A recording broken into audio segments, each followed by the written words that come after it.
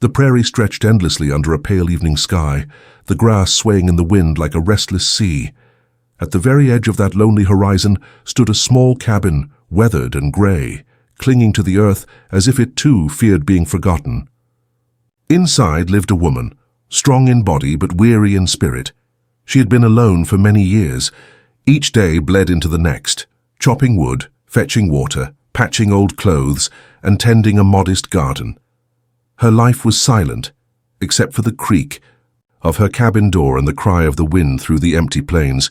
She remembered once having family, laughter and warmth, but time had stolen them all, leaving her with nothing but solitude. Now her only company was the flicker of a lantern at night and the echo of her own thoughts. It was on such an evening, when the sky glowed orange with the setting sun, that she first heard it. A faint rumble, like thunder rolling across the plains. She set down the basket of wood in her arms and froze, her heart quickened. This was no storm. This was the sound of hooves. Her eyes scanned the horizon, and then she saw them. 7 riders, dark figures rising like giants against the dying light, their horses powerful and swift. Dust curled beneath them as they drew. Nearer, and the ground seemed to shake beneath her feet. The woman's breath caught. These were not settlers nor simple travelers. Their hair was long, their faces stern, and their bodies draped in leather and beads that marked them as warriors. Comanche fear gripped her chest. For years she had lived in isolation, keeping her distance from others, especially warriors who rode with such commanding presence.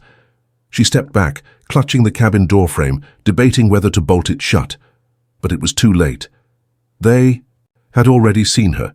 The 7 riders slowed their pace, circling into her yard. Horses snorted, breath steaming in the cool dusk. The tallest among them dismounted first, his boots thudding heavily against the ground. His expression was unreadable, his eyes sharp as flint. The others followed, each towering and broad, filling the quiet air with their presence.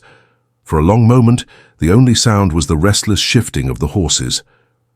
The woman stood rigid at her door, her voice trembling as she finally forced words from her lips. "What do you want here?" The leader took a step forward, raising a hand in calm reassurance. His voice was deep, steady, and carried no threat. "We seek shelter, only for the night. The storm is near, and the plains are merciless." Her eyes darted to the horizon. Dark clouds indeed gathered in the distance, heavy and threatening. The truth of his words pressed against her doubt. Still, her grip on the doorframe tightened. Trusting strangers had never ended well for her before, yet something in his tone carried respect rather than danger. For the first time in years, she realized her silence had been broken, and nothing would ever be the same again. The cabin door creaked as she held it halfway open, her knuckles white on the edge of the frame. The Comanche leader stood firm in the fading light, his broad shoulders casting a shadow across the yard. Behind him, 6 others watched silently, their dark eyes fixed on her. The woman's heart pounded. She had survived alone this long by keeping her distance from strangers, by trusting no one. Yet now, 7 warriors stood at her doorstep, asking for shelter. "You'll find no comfort here," she said firmly, though her voice trembled. "This is a small house, not an inn." The leader didn't flinch. Instead, he bowed his head slightly, a gesture of respect she hadn't expected. "We ask only for a roof until the storm passes. Nothing more." His words were calm, but the weight of his presence pressed against her like the wind before rain. She looked past him at the others, one tall and scarred, another young with fierce eyes, and yet another with hair braided in silver, beads that shimmered faintly in the dusk. They were massive men weathered by the plains, each carrying the silent dignity of warriors. The sky rumbled above them, and a streak of lightning cracked along the horizon. She knew the storm would reach her cabin within the hour. If she sent them away, they would be forced to ride into the night's fury, and perhaps return with less kindness in their hearts. Still, fear gnawed at her. She hesitated, torn between survival and compassion. Finally, she pulled the door open a little wider. "You may bring in your horses to the barn," she said, her tone stern, "but only if you keep the peace under my roof." The leader inclined his head once more. "We will honor your word."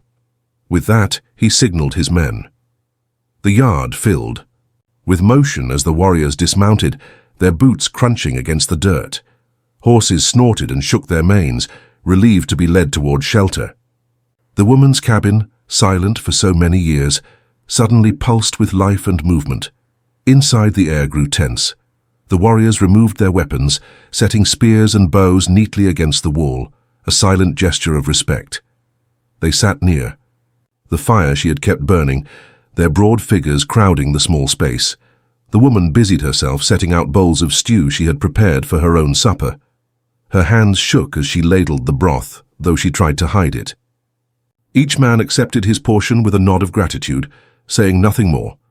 For a long while the only sounds were the crackle of firewood and the soft patter of rain beginning outside. She sat apart from them, her back straight, her eyes watchful. But not all eyes in the room were fixed on the flames. One of the warriors, the one who had lingered at the back, kept stealing glances at her. He was younger than the rest, perhaps not much older than 30, with strong features softened by something unspoken. His gaze wasn't threatening, but curious, almost gentle. She felt it, though she pretended not to notice. After years of solitude, the weight of another's attention felt both strange and unsettling. As thunder boomed overhead and rain lashed against the cabin walls, the woman realized that her quiet, lonely life had been shattered. 7 warriors had stepped into her world, and one of them already seemed unable to look away. The storm arrived in full force, rattling the cabin walls as if the very sky were determined to tear them down.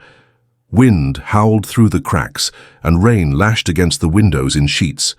Inside, the fire snapped and hissed, fighting back the damp chill creeping in.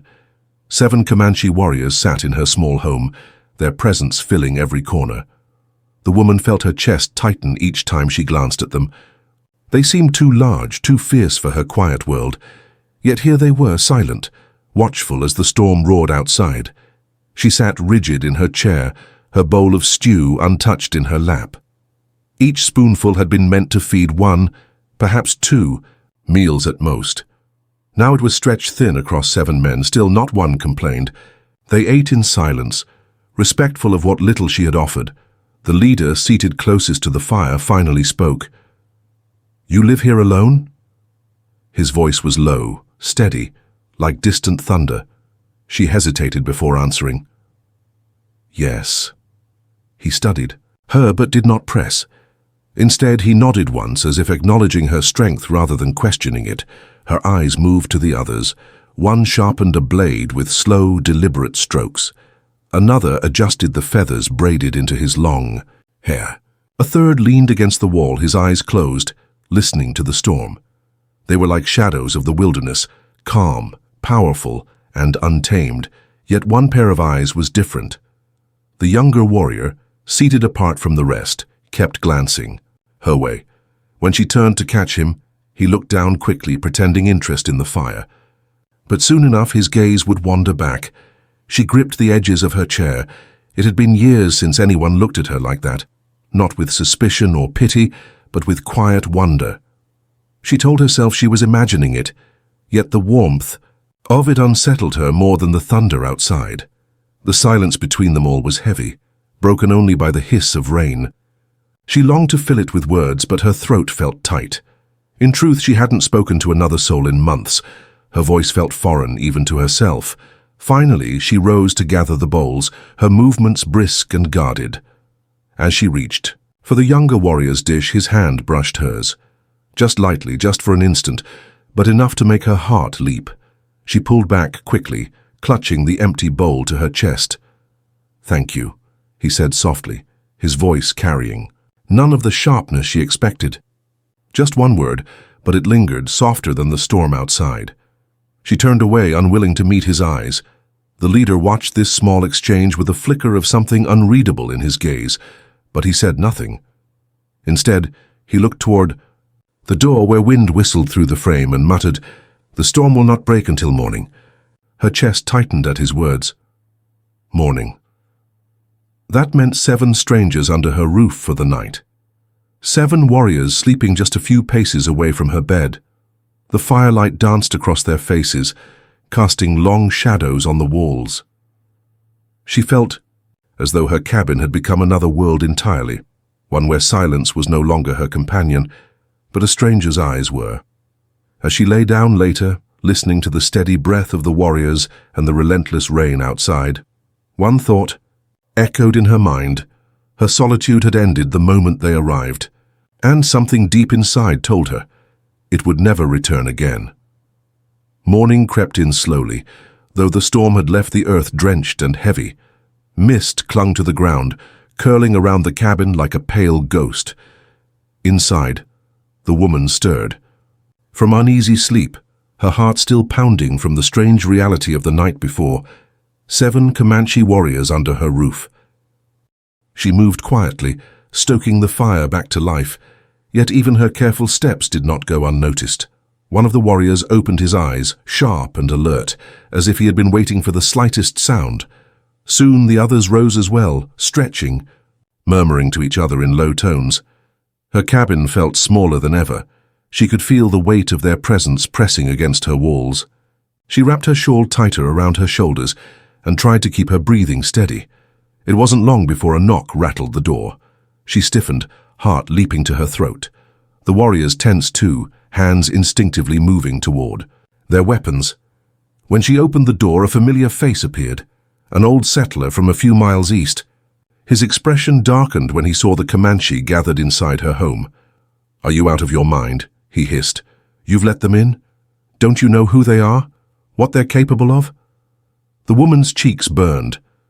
"They sought shelter from the storm," she defended weakly. "Shelter." The man spat the word. "They'll bleed you dry, woman. Or worse, you send them on their way before you regret it." Behind her, the warriors watched in silence. The leader's face remained calm, though his eyes flickered with quiet disdain. He did not rise to the insult, but the tension in the room thickened. The settler shook his head, muttering curses under his breath before storming off, leaving the warning hanging heavy in the air. Her hands trembled as she closed the door. Doubt wormed its way into her chest. Had she been foolish? Trusting 7 strangers, 7 warriors. The old man's words clung to her ears like thorns. She turned to find the leader standing, his voice steady, but edged with iron. "We are not here to harm you," he said. "If that is what you fear, say the word and we will leave." His words should have soothed her, but they didn't. Instead, they deepened the conflict inside her. She looked at the faces around the fire, some unreadable, some sharp with pride, one softened with something else entirely. The younger warrior met her gaze for a fleeting second before lowering his eyes. Her voice cracked as she replied, I don't know what to believe." That was when it happened. One of the men, the scarred warrior, broad and restless, rose too quickly.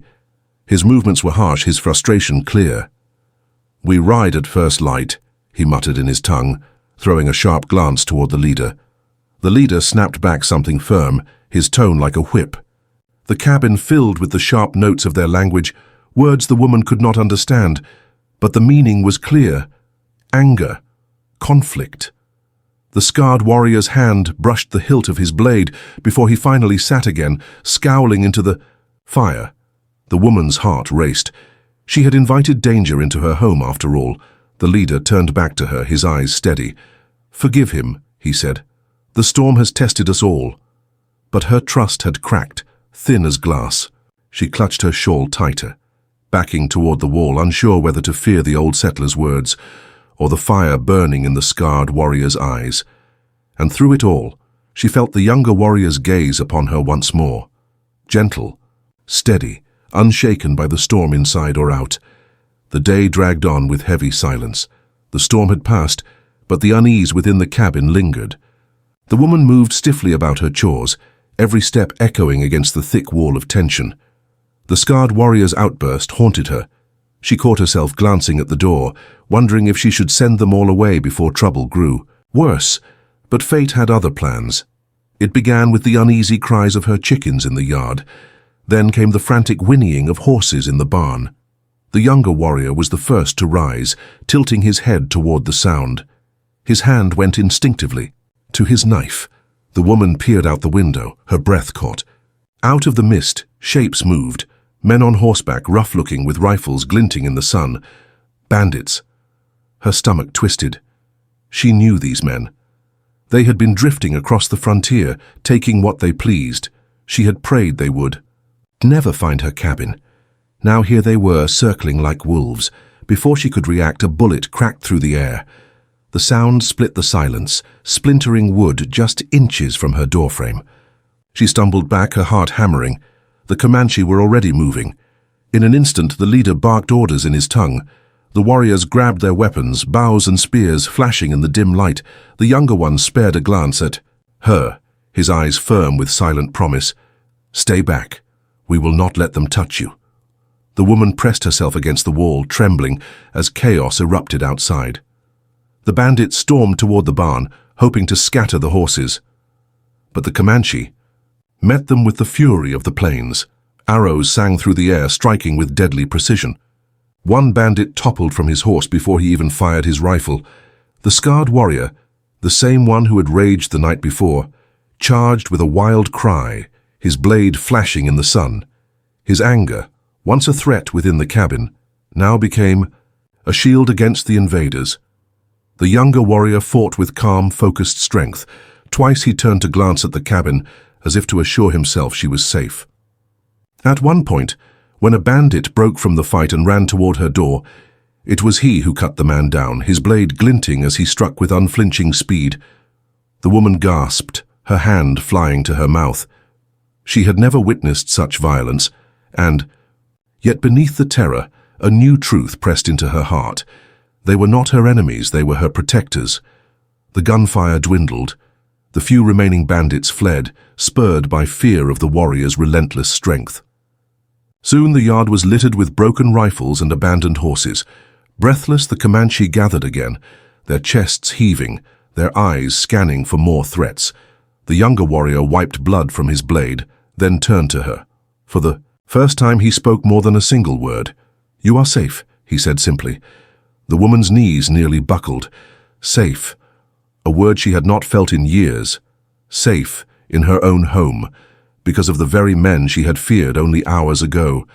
Her gaze swept across them, 7 strangers who had come to her door with nothing but a plea for shelter. Now they had risked their lives for hers, and when her eyes found the younger warriors again, she saw it clearly. He had not fought for pride, nor for conquest. He had fought for her. For the first time in years, she no longer felt alone. Voici. The yard smelled of wet earth and smoke. Broken rifles lay scattered in the mud, and the silence that followed the fight was deafening. For the first time in years, the woman's cabin stood secure, not because of her own strength, but because 7 warriors had chosen to protect it. She stood at the doorway, trembling, unable to find her voice. Her eyes moved over each of them, the scarred warrior cleaning his blade, the leader standing tall and calm, the others checking the horses with practiced efficiency. They were strangers still, yet she saw them now in a different light. But her gaze lingered on one, the younger warrior. His chest rose and fell with steady breaths, his face streaked with dirt and sweat. A shallow cut marked his arm, but he seemed unfazed. When their eyes met, he offered her the faintest nod, as if to say, "You see? I kept my word." She swallowed hard, a strange warmth stirring inside her. It unsettled her almost as much as the battle had. "Your home is safe," the leader said, approaching her with quiet dignity. "But danger may return. You should not face it alone." The words struck deep. Alone, that had been her life for so long, she had forgotten any other way of being. She tried to speak, but her voice wavered. Why would you risk yourselves for me?" The leader's dark eyes softened. "Because you opened your door when you had every reason to close it." Her throat tightened. She turned quickly, moving inside before her emotions betrayed her. Yet even as she busied herself, gathering herbs and cloth, her thoughts kept drifting back to the younger warrior. The cut on his arm, it was small, but she could not ignore it. When she returned, she found him apart from the others, crouched near the barn, binding the wound with a strip of leather. She hesitated, her shawl pulled tight around her shoulders. Then, drawing in a breath, she stepped closer. "Let me," she said softly. He looked up, surprise flickering in his eyes. For a long moment he didn't move, as though unused to such an offer. Then, slowly, he removed the strip and allowed her to kneel beside him. Her fingers trembled as she pressed the cloth against his arm.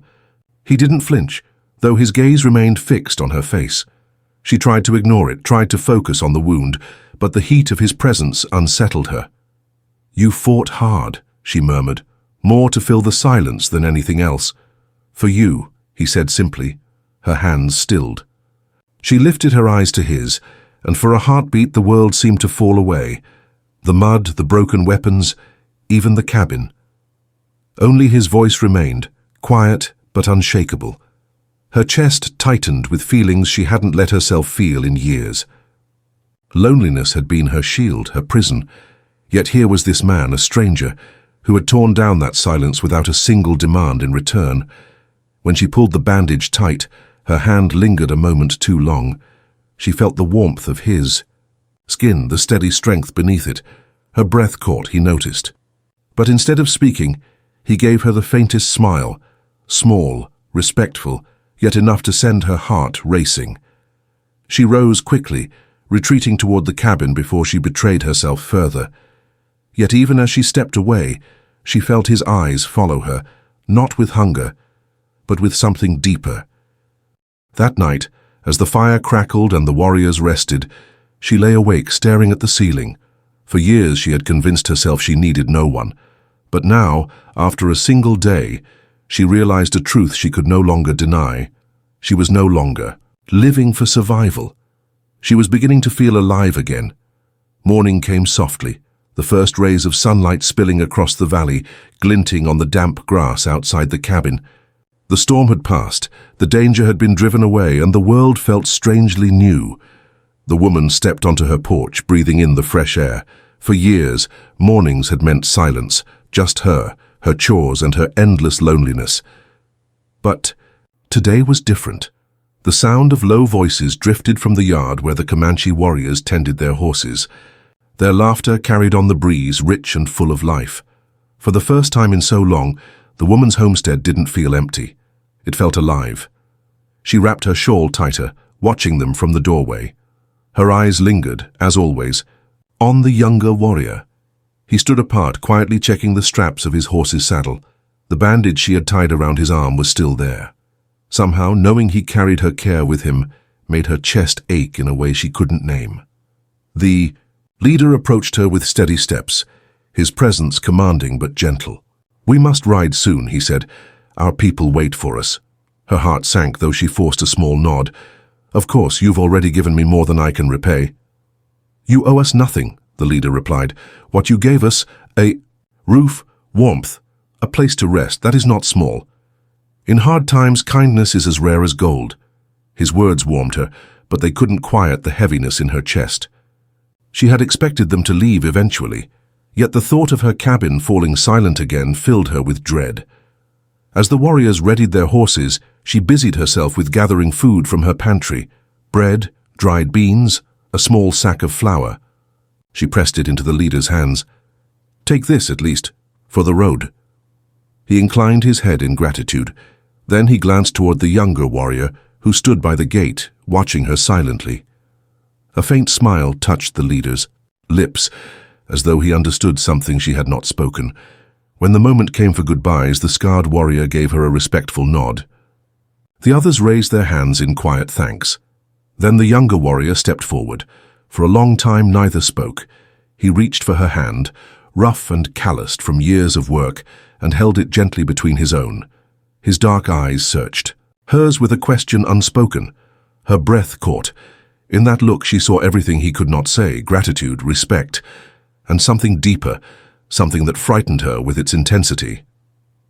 "You are strong," he said at last, his voice low. "But no one should live alone." Her lips parted, but no words came. Instead, she felt her hand tighten in his, as if her heart had answered before her mind could. The leader called softly, and the younger warrior released her hand. He swung onto his horse, but before he turned to leave, he looked back once more. The promise in his gaze was unmistakable. This is not the end. She stood on the porch as the 7 riders disappeared into the horizon, their figures swallowed by the rising sun. The yard grew quiet again, but the silence was different now. It was no longer the silence of loneliness. It was the silence of waiting, waiting for something or someone to return. As she stepped back into her cabin, she realized the walls no longer felt like a prison. They felt like a home again. Her heart was no longer empty. It carried a flame, a small, steady flame lit by the glance of a warrior who had fought for her, who had reminded her what it meant to feel alive. And though he had ridden away, deep inside she knew their story had only just begun.